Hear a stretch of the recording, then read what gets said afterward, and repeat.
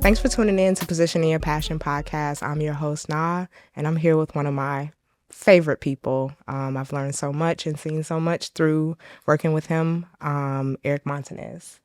Thank you for having me. Yeah, for sure. Where are you from? I'm from Chicago.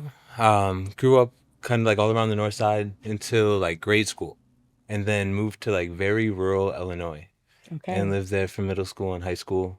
And totally different experience, but I think it actually has played in a lot into like my personality in terms of very early on kind of seeing like how different places can have different temperaments and like different ways of being, and seeing like the good in both. Yeah. Growing up, what is the first thing you remember being like passionate about? Probably like drawing for sure. Um, like I remember like on my birthday Christmas list being like as many assorted color of pens and markers I could get being the thing. My dad was a graffiti writer, and like my parents had me pretty young, so like very early on in life, I was surrounded by like a lot of early 20-year-olds, drawing and doing illustration. So like I think that was something that I was like I wanted to be like that, or like that was the first thing I thought was cool. Um, that and like Power Rangers, or like whatever else was Yeah. kind of the TV show of the time.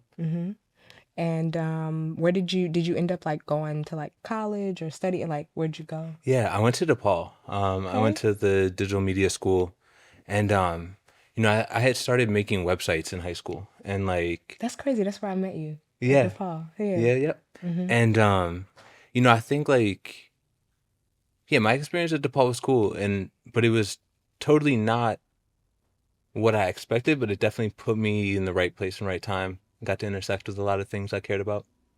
Yeah. Would you say going the pathway to studying at a university put you closer towards your career? Or do you think, is it kind of something that you're like, I could have did everything I did without going to DePaul? It's hard to say, and I feel like the landscape, even like I was in college from like 2008 to 2012, so like the landscape of a lot of things was shifting then, and has like only continued to shift, especially with like cost of education and access to education at this point. So like I have a ton of younger siblings, and like I remember at different stages as they were kind of like finishing high school and starting to think about that, me kind of like asking myself that question again of like, would I recommend like that they go do this or that? And like yeah, I don't know. I think in retrospect there was definitely time periods where after graduating, I was like, if I didn't like go off grants or something, I wouldn't have thought that was worth it. Or like if it didn't,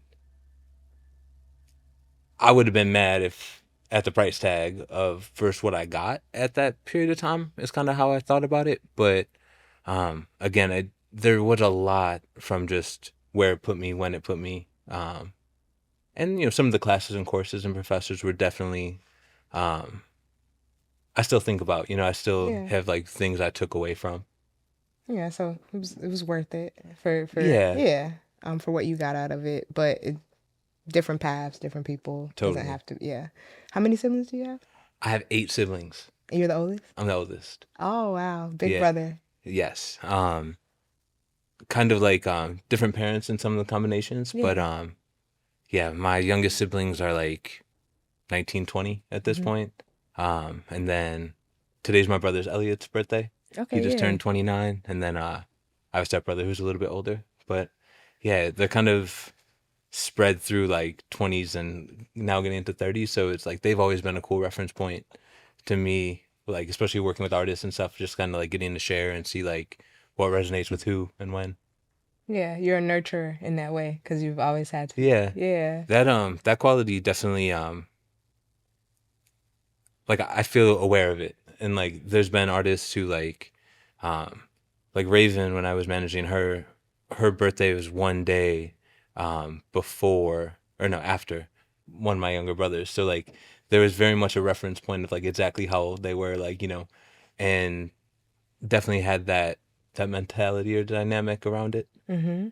After college, like, what was your pathway? And then how did you get into, I guess maybe how I met you, or how what I know you as is Yeah. like web developer and graphic designer. Yeah. So when I was in college and I like knew I wanted to make some websites, I felt like, all right, how do I keep this practice up? Like, what is something that I could do pretty regularly throughout the year? Because I think it was maybe like the end of my freshman year. It was like I finally took a class that had anything to do with making a website. Okay. And I was kind of like eager to do it the whole time, but finally get there and start to pick up some things. And even the tools that were available at that period of time were still like either like the ones that were staples or kind of like aging out, and the new ones hadn't totally come into play yet.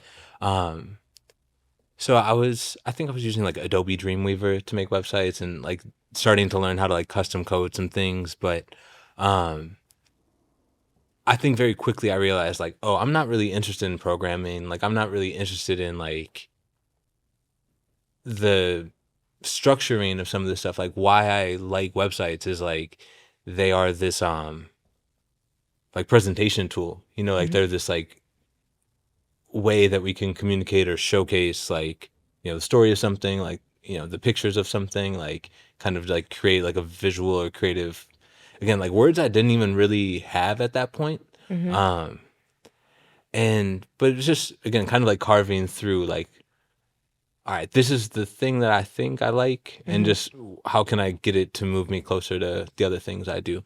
So I ended up kind of like accidentally making a music blog while I was in college. And Okay. Accidentally. yeah, like I was just like, oh, because again, the prompt was like to myself was like, what is a website I could make where I would update it really regularly and just kind of like go through the routine of like learning the ins and outs of like maintaining a website. I haven't heard that term again since like that back like in 2008. Like no one ever brought it up again. And then I was listening to a podcast recently, and it was like Rick Rubin has a new one, and he interviewed someone, and like in the description of what they were is like the first webmaster in music. Like It's back. yeah, Yeah. well, it was Or like it was yeah. reflecting back like on like him in the 90s or something like that. But I was like, I knew that thing existed. I started just, you know, kind of like writing about songs I liked or like putting up things about artists, and very quickly like intersected with like what was like the blog era starting to rise too. And I was like starting to get better reference points of like, oh, this is what they're doing. There's kind of a format here that I'm just learning about or getting put onto. And through that practice ended up starting to like interview artists, and I kind of started at like Radio DePaul right around the same time. And you know, the city's like music scene was like really starting to thrive. And you know, so I would say this is maybe like 2010, give or take. And you know, there's a lot of amazing artists coming out of like YCA and New Media and just out of the city, and then crafting their skills at like those kind of like youth-centric art programs. And you know, I felt like there was kind of both this like revolution of technology that was at play, like you know, like WordPress becoming a thing, and then eventually like Squarespace becoming a thing, and you know, social media really starting to develop during that time, and just like the internet of it all starting to like give more footing and more groundwork for like interconnecting these things that like I and so many of like other people across like the creative community, I suppose, were into. And yeah, I just saw it as like a tool to like be able to further present or like showcase the things I was already excited about. Yeah. What was the blog called? It was called See Beyond Genre. Okay. And that's where like I started it with like a close friend of mine who I knew from high school named Walker. And then when I was at DePaul, I met Pat, and very early on into that project he came on. And there was like a handful of us that continued, you know, just I would meet like-minded people, and they would kind of come into the fold of like, oh, I do video, or I do photography, or I'm an artist, or I'm a writer. And just kind of like this shared interest and like complementary skill sets. Like everyone just kind of tried to figure out how to make something that was interesting or like kind of worth existing or something. Just, and so much of it was in service to this like excitement that was around the artists and the music that were coming out of the city. And I think like eventually, like fast forward a couple years, like, you know, I would say that kind of led me more into like music writing. Okay. And like interviewing artists, and like, that kind of started its own path. And then kind of at a similar time, I would see like artists who needed websites, or like, not even, I think I got asked Could to do, use yeah, could no, use I a think I got website. asked to do one, and then someone else was like, oh, I saw you did a Referral. website. Like, and it just kind of like chain reactioned like that. But What's the first website you remember doing in that time for an artist, yeah, or any artist that we probably would know now? I don't know which one came first, but it was either Chance or Vic. Okay. And and there was kind of this time period where like prior to that I was using WordPress for a lot of like the websites or music blogs that I was working on at that point. But then like someone put me on to Squarespace in like 2011 or 2012, and it was like night and day in terms of like usability and like how easy it was, like how much easier it made it to get like something that looked good like up and live. Yeah. And so like I think I probably between like 2011 and like 20, I don't know, 14, I probably did like over 100 sites on Squarespace. Like I was like, I love this tool. And then, this was still kind of the time period where artist social medias were like their landing hub for like people who were interested in learning more about them. So I think websites played a little bit different of a role in that time period. And it just kind of created this like little chain reaction where I ended up doing quite a bit of them. Super cool. When you talk about like developing a website specifically for artists, what advice would you give to, I guess, like both sides, the artist as well as the person that's starting their web development, maybe like journey? Yeah. Because to start your first and like to be able to like have obviously those two artists as like the foundation to how you built is like rare. But yeah. I think it really depends on like, I think there's a few factors. I would say it depends on like what's most important for you to share at that point in time. And I think like any digital touch point, or probably any touch point of like where someone you're looking to make aware of something like interacts with what you're sharing, there's kind of like a similar like hierarchy of like what you need to decide. But I think it's just like, what's the first thing you want them to see when they click go? Or like, what do you want them to be met with? Like, what's the hierarchy of information? And, I think for both of those artists, like in those early sites, they had a really clear vision on like, the thing I'm trying to show everyone right now is this music video or this show poster or this piece of merch. So in some of those ways, it was like getting to like, and I think from the designer developer side, you're kind of being given inputs, and like you're like talking to the artist or the client around like what's most important to them, and like they're kind of speaking to what the hierarchy is. You're kind of inheriting like different aspects of like their design decisions, or like, whether like it's just completely aesthetic or if it's like any narrative kind of things too. But they kind of give you the pieces that they're like meant to focus on at that period of time. And if they don't, I think that's when like conversation comes in and you start to try to like pull that out of them, or like help them put their finger on like what they want out of it. And then you can maybe help them produce or engineer kind of something like on top of it. But it's just kind of like understanding the experience that you want the viewer or the audience to take away from, and just figuring out how to present that in a way that achieves that. No, that's dope. And for those two artists, can you talk about like you did the website and then like what was it like growing that or building yourself, working with those artists, and then maybe even the artists that you continued to work with after that? I think with those projects, and just like anything I was kind of doing around that period of time, it was all just kind of aimed at like, I can do this thing that I think can help, like, fuel, again, like things I was excited about in terms of where artists were coming from or what they were sharing or what they were releasing. I don't know if I even like was thinking about starting like a like website design business or anything like that. You know, Okay. and I really don't think I was. Um, but it was really just kind of being like, I really believe in what's happening here at this period of time. And like, I know some people that, you know, have different creative capabilities. Like when I was in college, I was taking like graphic design, elective courses to go find designers to like do show posters or do logos or do, you know, things for our own blog or for artists that we're working with.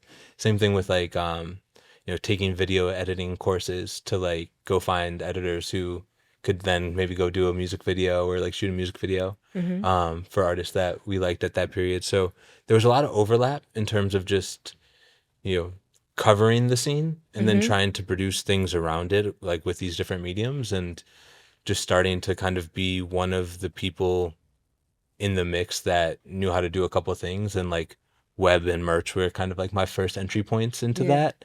And I think through those conversations and through kind of like just stacking up enough of those projects, it started to like become more clear like um where in the creative exchange of it all like I was meant to work, you know? And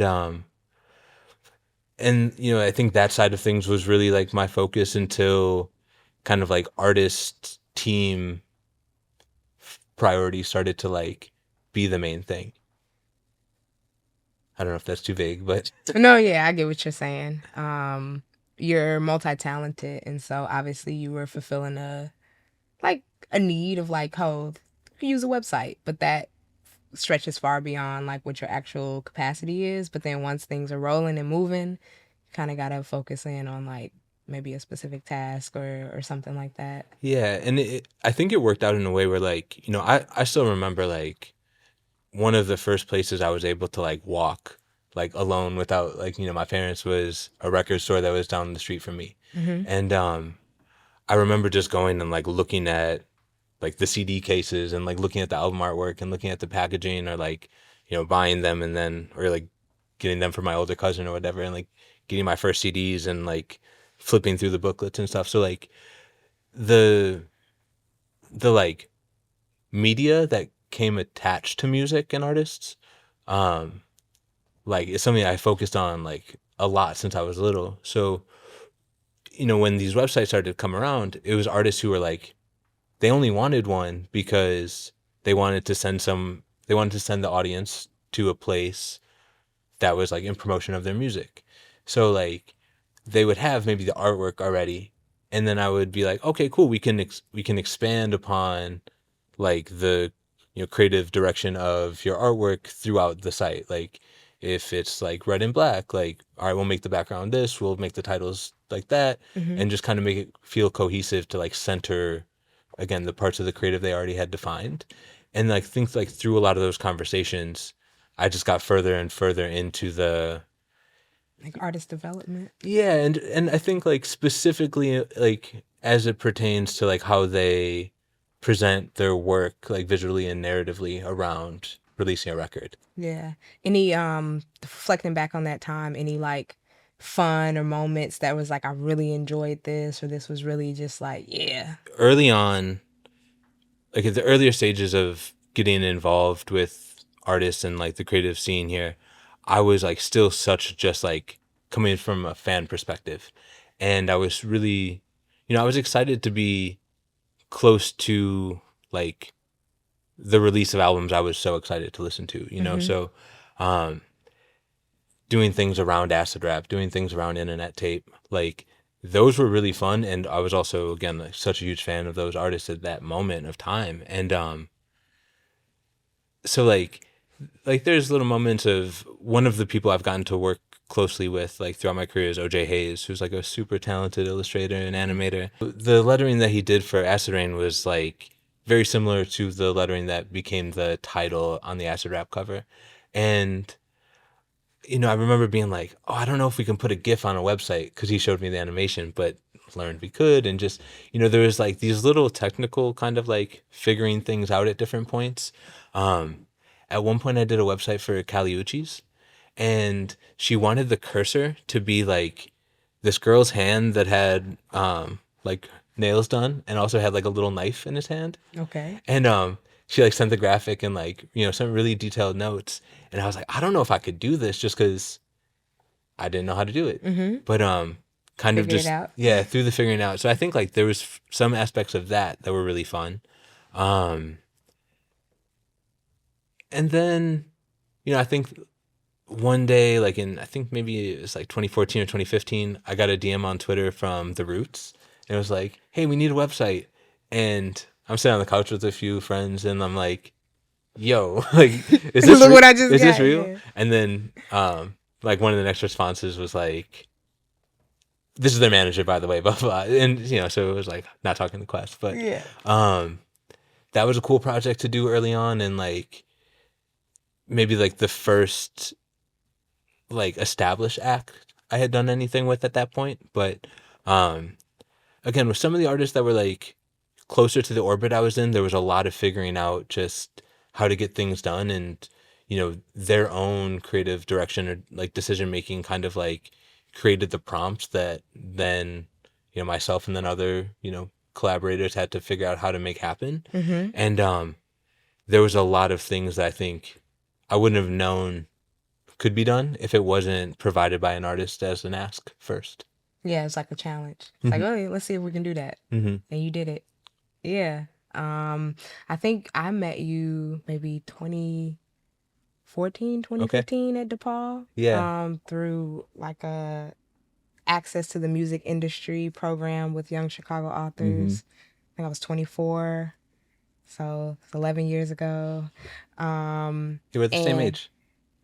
What? We're Oh, the same age, yeah. But like, I remember going into that lab and being like, seeing the website and being like, this is so simple. You know, it's not a lot of bells and whistles to it, but you know, a year or two later, it's like, oh, here's this artist that's made millions off being able to drive direct sales to this website. Can you talk about AI and like your thoughts around that, and like where has that switched up your practice, or what do you think in terms of the future of being able to keep things simple but then also innovate and still like maybe do the work and be able to charge for the work and all? Yeah, I think it's a super wide conversation. So I think there's like so many angles in which we can discuss it. I think like I think there's a lot in AI that needs to be I think there's a lot in AI that needs to be like addressed in terms of intellectual property and like protecting artists and like just making sure that it doesn't become as easy as it actually is already to like mimic someone's identity or like their creative expression. I do think that it's an inevitable part of our everyday moving forward, and I think like it can be a really useful tool for the creative industries, but just making sure that the structure of how it's utilized across so many aspects of our lives and industries. Do you use it? I definitely do. Okay. But I would say like still pretty limited. And I've had my own kind of like points of like, all right, I'm going to dive in and try to utilize this tool a little bit, or but I don't lean too much of my process on it at the moment, but I use ChatGPT to like kind of do like quality control on my writing, or like, you know, just see what comes back, use it as like a second set of lenses on certain ideas. And so I think there's aspects of it that can be useful, but again, it's such a wide thing, and I think we're in a sensitive time period for it. And I hope both like people demand it be used for like the embetterment of the human experience, and those who are kind of like have their hands on the wheel or the dial of these things are really just making like considerate choices. Again, like any tool like this is like supposed to support what like the human experience is, and the second that it starts to hinder it, we really have to figure out again. And I think we're in this period where it doesn't feel like it's totally helping. So I think there's, again, we're in this sensitive time where I hope it gets steered and regulated and, advances kind of like hand in hand with the ways that it can provide the best for the human experience. Yeah, that makes sense. I know it's making, folks that are in your genre of work like harder, and the Yeah. devaluing I think has always been there of like, if I went to school, if I know the technical skill, this is what I charge, this is what it's worth. Any advice you would give to maybe person, coming out of college that has that, maybe software engineering degree, and now by having all these tools and AI, maybe what they bring to the table they don't feel as valuable, or like how do designers and artists navigate this new like time? I think in my perspective, like I kind of pointed to earlier, like this transition period between like trying to make websites via, CMS platforms like WordPress or like, um, you know, custom code and hosting, like kind of decisions, to Squarespace being an option and sites like it. And to me, I watched as something that would take, I don't know, some multiple of time more to get it done, and X degree more of difficulty to get something like drastically reduced. And to me, that was like, okay, cool. Like, this helps me achieve the goal faster. And I think that I'm all for tools that help the process get better, but not tools that rob the process of its value. And I do think like, um, I think we'll see the effects like on the creative market and economy of valuing like human work. And I just, I think there's some elements of this process where we just have to understand that it's part of the evolution of the tools and the technology, as every era before us has had. This is a drastic leap in a lot of ways, but I think as long as it's still used in this way that's like in service to creating value for humans, um, I think there's still a lot of good it can add to. That's my current thought on AI. Yeah. But it is important for artists to engage with it and know the tool and learn it as well, and not kind of be more of like resistant. Because like what you're saying is that it's here. It shouldn't disrupt the process, but act as like maybe a companion along the process. Yeah. Yeah. And I think like the degree in like, again, I think there's a wide spectrum of what it means to be an artist or a designer. And I also think that it's very important that different voices and points of view in that conversation and any conversation are speaking up from like what it's like from where they're at. And like there's some artists that are getting their whole style taken and like monetized and, again, like copied by these tools in a way that's really undercutting their ability to thrive or, survive maybe in some cases. And that is a totally different conversation or point of the conversation than like figuring out how to get to be a little bit more efficient with something that used to take 20 hours and now can take 2. So again, I think there's a lot of angles in which to think about it, but I'm equally for the people in the conversation that are like resisting it or angered by it, because I think like those are important things to have in the wider social conversation around it. And if people don't speak up from these different like fringe or like outlier point of views, or like peak point of views in certain ways,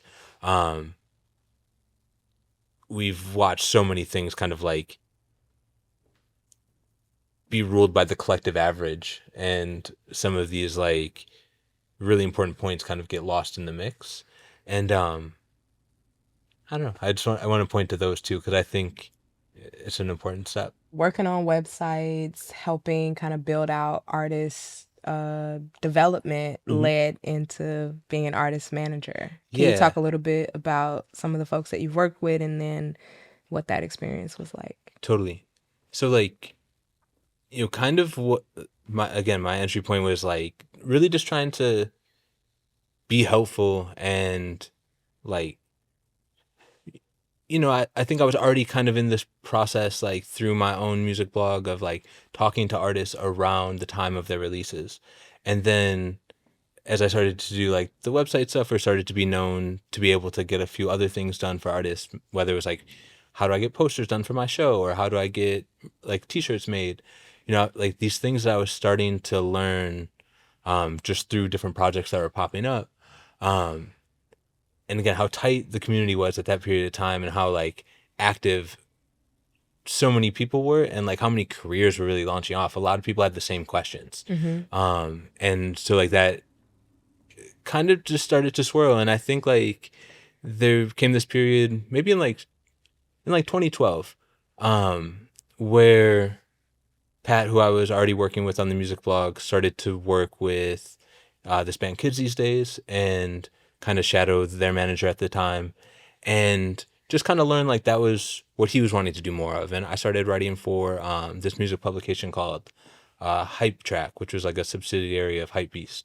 So I was like doing a lot of music writing at that period of time. And I was like, all right, cool. Like I like interviewing artists. I like, kind of this like curatorial aspect of this and just kind of like helping figure out how to promote and celebrate things I was excited about. And kind of at that time, like 2012 in Chicago, like Kids These Days, Chance, Keith as well, but like those artists, Jamila, Saab, like a lot of artists really started to like grow at the same time, and I was just so excited about all of them, and that was a lot of the practice for a little bit, but then eventually Pat started managing Chance maybe like around 10-day period of time when that album came out, and that was maybe my first like time period like being in the orbit of like an artist's professional agenda. Like it wasn't just okay, you have this album out, let me come talk to you about it, or you have this task that you want to get done, let me see if I can help you with it. It was kind of like an ongoing effort, like a world building. And it made a lot of sense. And like at that time period, just to kind of what I mean by that is like it was so clear to me that it was like this artist is incredibly talented. I really already like the creative decisions they're making in terms of like the music, the artwork. Brandon was already doing it. Some of the other people we were able to bring into the mix started adding on, show posters and different, animations and stuff like that. And getting to see that kind of like become productized, like, seeing a graphic go from sketch to OJ's computer to the printer and the merch and stuff like that. Like that was a really fun thing to see kind of transpire. And that process ended up getting it is so hand in hand with an artist's promotional schedule, like around, you make new merch when you have a show or an album or like something to promote or something new to share. And I was starting to just kind of see how all these pieces around like producing the process like connected together and just figuring out what parts of like the relay race I was meant to kind of work upon. And I was getting to work kind of side by side with like, a lot of different talented people that cared a lot and they cared from slightly different angles or from carried different capabilities. So again, just started to see like this new way of time, like this new time period that was emerging where like because of the tech of the time, artists could like really put stuff out there that might not have been as available for them to do years prior to that. And getting kind of in this like orbit of what Chance was putting out and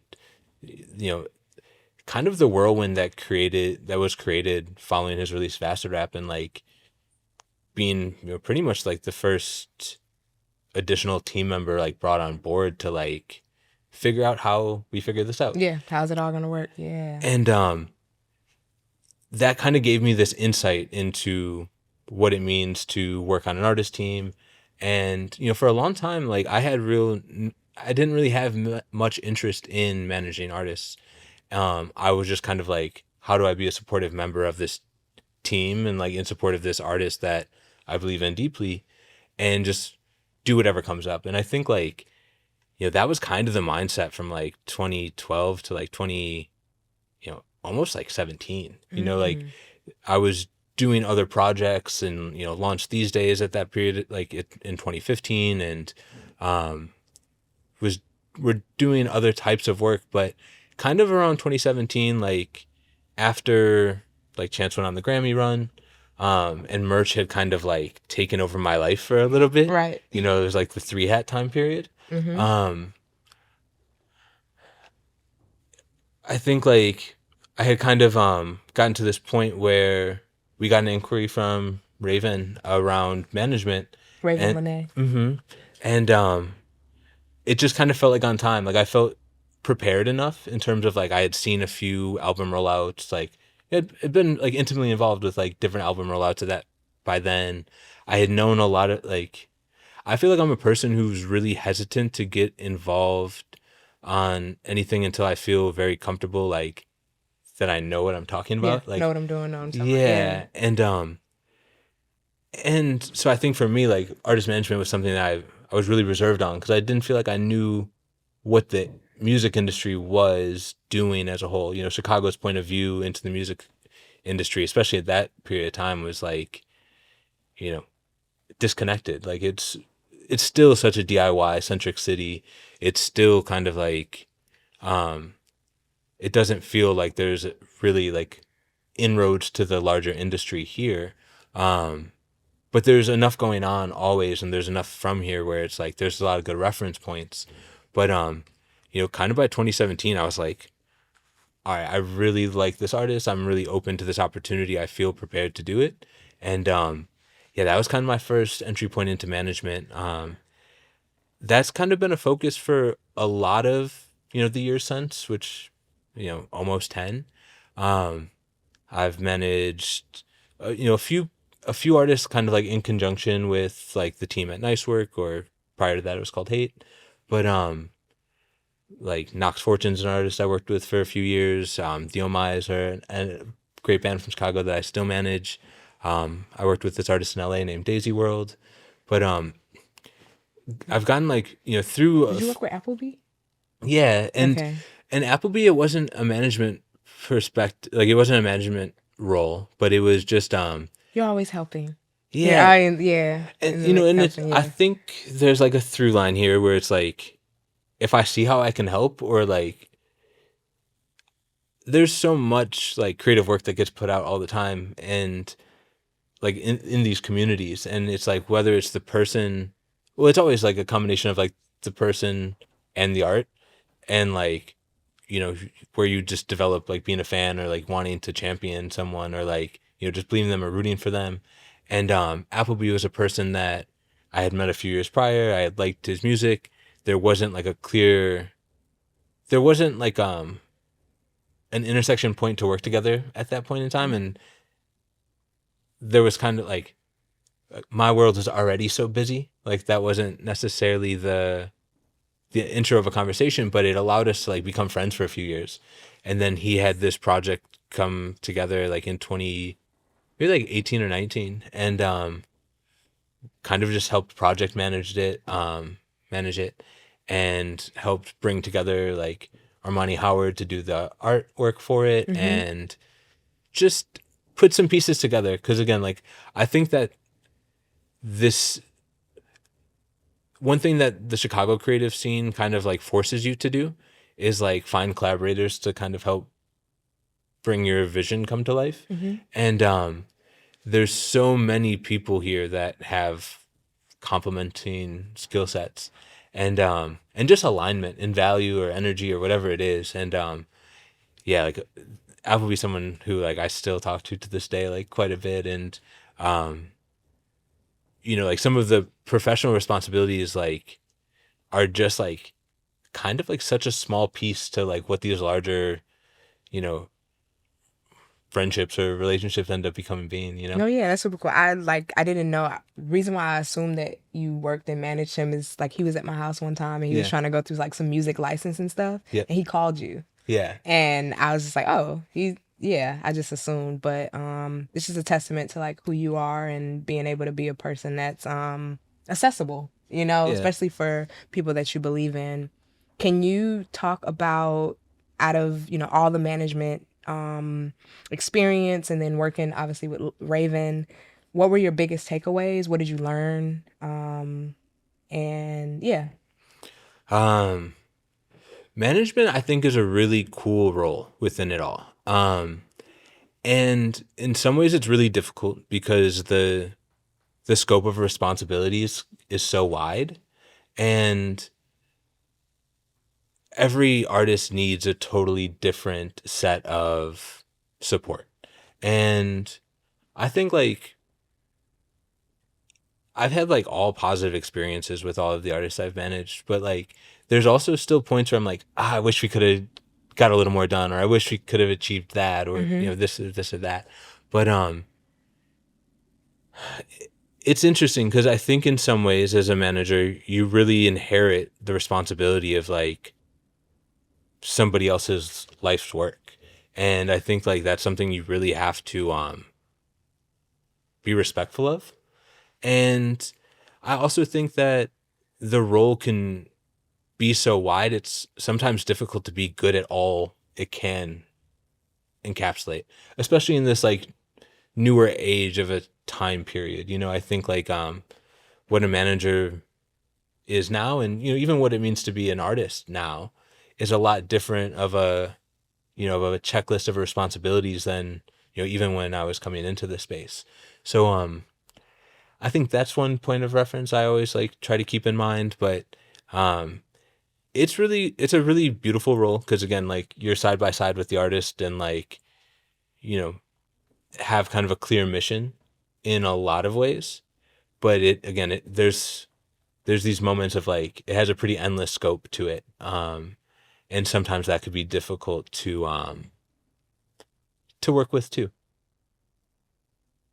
Yeah, Yeah. I think that's how I feel about management at the moment. Yeah, you mentioned like there's times where you're like, oh, we could have did a little bit more, maybe, and that's just like period in life, right? Like Yeah, even a project or for sure. anything. Can you talk about like how do you deal maybe in disappointment or even in being a graphic designer, right? You may make 5 or different designs and one gets picked, or like how have you built up your resilience and how do you manage like the pivoting, the, you know, disappointment, whatever may come? I think that sometimes it's just kind of like the nature of the landscape, and you kind of have to like roll with what is available to you, or like you kind of just have to roll with what happens, I suppose. Um,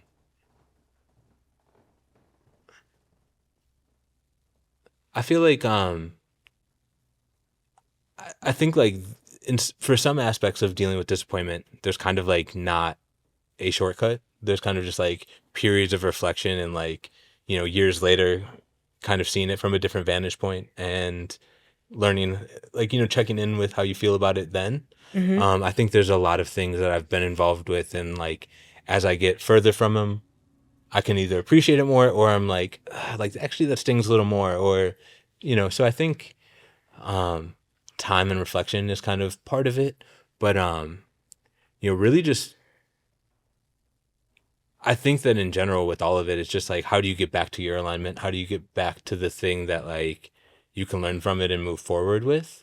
And you know, I feel like even I don't know if I actually consider myself a graphic designer per se, but like I think graphic design is this like tool, or this yeah, tool that's used to help communicate and like showcase an artist's like style and, you know, intention, and communicate, you know, whether again it's like information or an energy of something. And because of so much of the work that I've done has been kind of in service of somebody else's like creative compass, I felt maybe more like a producer of like, or a manager of creative work rather than like the designer myself. So much of it has to be like out of facilitation in ways that I don't take it quite as personally. Um, but that's on like one side of it. As far as like being a part of albums, I wish would have got a little more love, or like that I still think I slept on, or artists that I, hoped would be able to like achieve more of their goals in a period of time that we worked together. Some of it's just kind of like it is what it is, and I trust how things line up. These days, Okay. 2015, you started that. And it's funny because you got your start as a blog, and then you essentially started a kind of a free music blog for Chicago that has been around for a decade. Yeah. And y'all closing down shop. Can you talk about like how did these days even come about? What has it been over this last decade, and why the decision to transition and move on? Yeah. All right. So like I've spent a little bit of time kind of like talking about the scene in Chicago from like, the early years for me with like 2010 and like the years following. I would say like between like 2010 and 2015, like two things kind of started to happen. Like at the beginning of that time period and like in the middle of that time period too, every show you would go to, there would be 3 photographers on stage. There would be multiple like writers interviewing the artists. There was just a lot of coverage. There was a lot of care. There was a lot of consideration and a lot of excitement around the artists that were coming out of the city. And like, I felt like there was a real amazing like set of documentation around what was, blossoming in the city. And around like maybe 2014, I started to see like that start to decline. Like, as the city's music scene and industry started to like gain some traction and like, some buzz, and like people's careers started to get off the ground. A lot of different people were pulled into different artist teams, and like that kind of pulled people in different directions. And then, I think like a lot of people who were running these music blogs, which were like usually all labors of love, started to burn out or kind of like get into their own like professional careers. And all that's to say is like I looked around at one point and started to be like, wait, so and so dropped a song and no one wrote about it today. And I was starting to get busier with like everything in Chance's world, so I couldn't really write about the artist, and I wasn't covering the artist with the same kind of like, depth that I was able to a couple years prior. So I think like the analogy I use sometimes is like these days was this kind of like moment is formed in this moment of like looking around, being like, all right, if we're going to start missing some pieces of the story if like we don't collectively capture it, and knowing that like I didn't have the capacity to do it all by myself, and no one probably did, and just started to like tap on the shoulders of some people that I knew also cared or were also doing consistent coverage, and just say like, hey, I'm gonna close down my publication, but I kind of want to roll it into a new one, and wanted to see if anyone else wanted to kind of like join efforts and like launch something new. And it started, those conversations maybe started in like 2014. Me and Patrick Welby had like some of the early, like, who I had done college radio with him at Radio DePaul, so like we had some familiarity and some friendship and like some shared alignment, and kind of like both saw this void and we're trying to figure out how to like fill it. And again, just started like tapping other people on shoulders, and like kind of became a team of like, a dozen or so different people around the city who cared, and like everyone wore many hats. Like there was a lot of people who were managing artists and also doing photos, or like managing artists and also throwing shows, or but it just kind of became this like collection of people who were coming together to like document what was happening, something we were still very excited about, but feeling like, all right, a new way has to be done. And I feel like I use the analogy of like these days was like holding the door open. Like we were the last ones through kind of this one time period, and had this like little bit of an obligation to kind of hold it for the next era. And I feel like the Chicago music media landscape that's like bubbling right now is getting quite good. And I think there's a lot of people who are doing great work, and it feels like a timely, like yeah. And I don't know if we totally knew that. Like I would say maybe it was maybe like 2019 that the decision or like the thought process of ending it at the 10-year mark started to like come up in the conversation.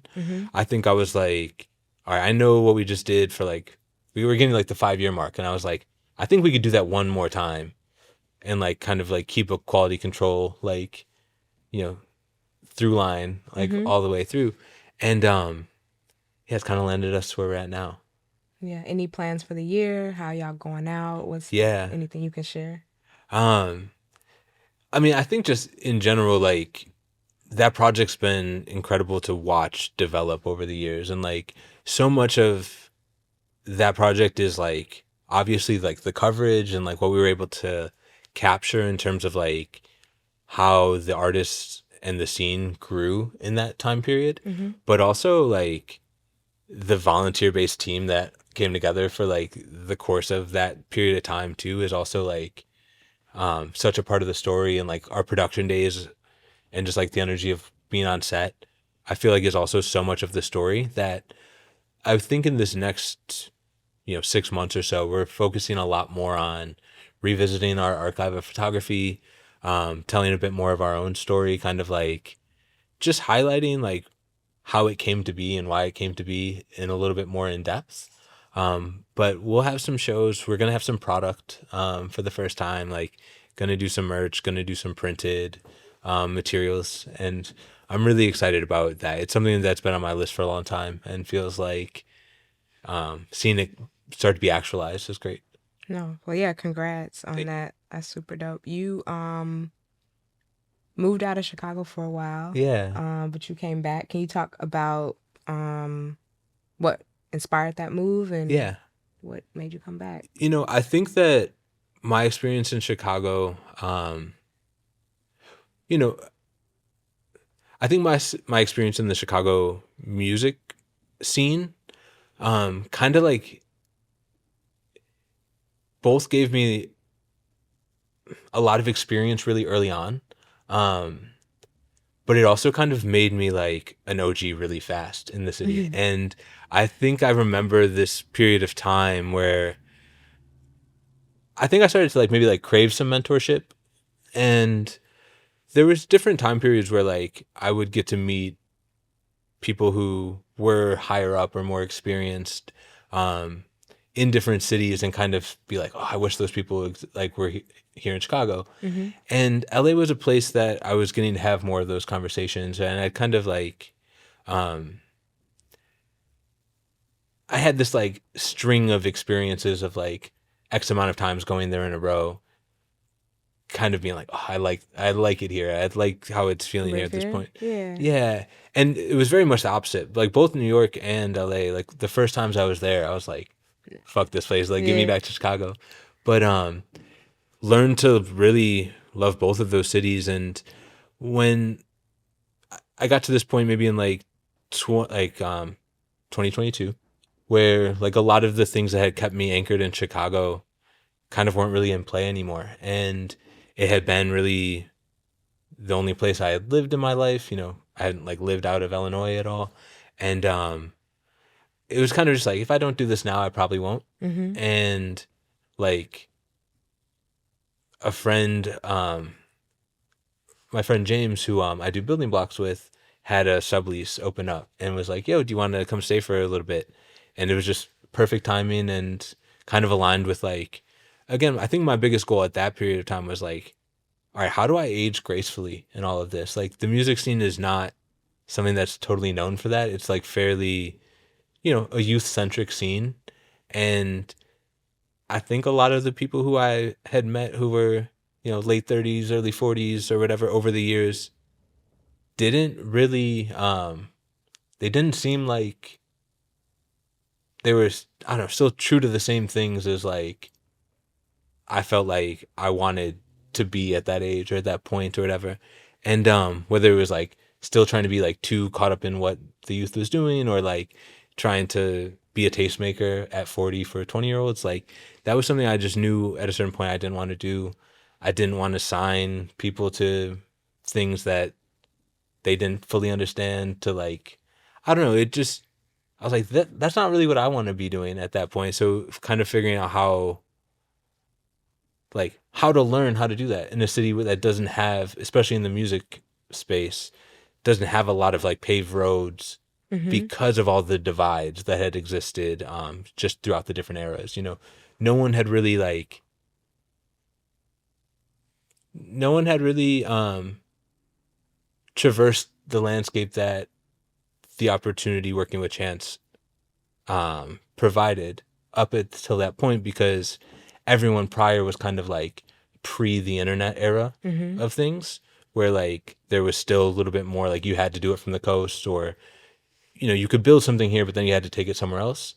I think like the time period where you could start to reach more of the world from here at home like really showed a different set of what building a career could look like out of the city. But at the same time, no one had really traveled that road yet. So there wasn't a lot of people to ask or like perspective to pull from. Now it's more, you know, now there's layers to it. And like, I think we're in a really beautiful time for the city's music scene. Like obviously the larger creative environment and landscape and societal one, like has a lot of like inherited effects on how things, you know, feel here. But in terms of like depth of talent and like care and connectivity, we're in a really good place right now. How long were you in LA? Like a year and a half. Okay. Yeah. And you felt like you got like that mentorship, and it was what it needed to be, especially as a person who hadn't lived outside of where you're from. It was definitely how it needed to be. It was the exact opposite of what I thought it was going to be. I thought it was going to be more of what I was experiencing on those, you know, trips leading up to it, and it ended up being a lot more of like a personal development time period than professional. And you know, even kind of like my own I think like magnetism to building a career within music specifically started to shift and got more into design as a larger you know, a larger lane or like a larger lens of looking at the world and like how I can contribute to projects. And yeah, again, LA was good. It was definitely different than I thought it was going to be, but and coming back home has been different than I thought it was going to be too. But it's been rewarding to be back. And now that you're back, what are the focuses? What are you working on? Yeah. Doing? You know, I think that I kind of view like this period of time, like, you know, my goals right now are like to send off these days, like in the strongest way possible, you know, like do justice by it. You know what I'm saying? I think like that project has done so much and has taken so much to do that I want to make sure we finish strong and we kind of like, you know, have the archive intact and have these things that people can share and like, you know, see themselves in print or like, you know, just start to like give more access points to it. So these days is a big focus for me right now. Building blocks, which we didn't get to talk too deeply about today, but building blocks has kind of been this like funnel of, you know, I think in a similar way, when I started these days, it was the byproduct of, all right, I really still care about covering the city's like talented artists, but I can't really do it by myself, or I can't really solely wear that hat anymore. So like, I was like, how do I create a project here that's more collaborative that can still serve that purpose, but isn't only for me to do? For building blocks, you know, I've always been a proponent of trying to like answer any call or inquiry from artists or managers or people who are trying to get in or like into this space or figure out their next steps in their career.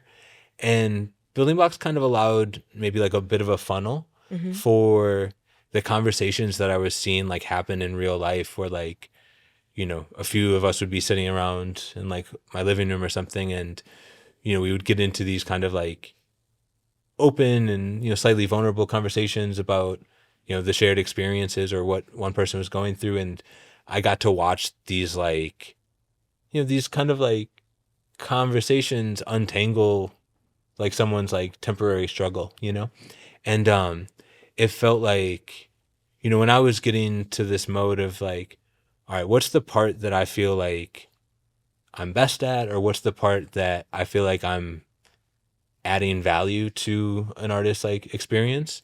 The things I always like pointed back to were like these, kind of like in-depth conversations with artists where, we just talked through what they were working through, and I helped kind of like them reflect back on what I was hearing them say or what they were saying was important to them.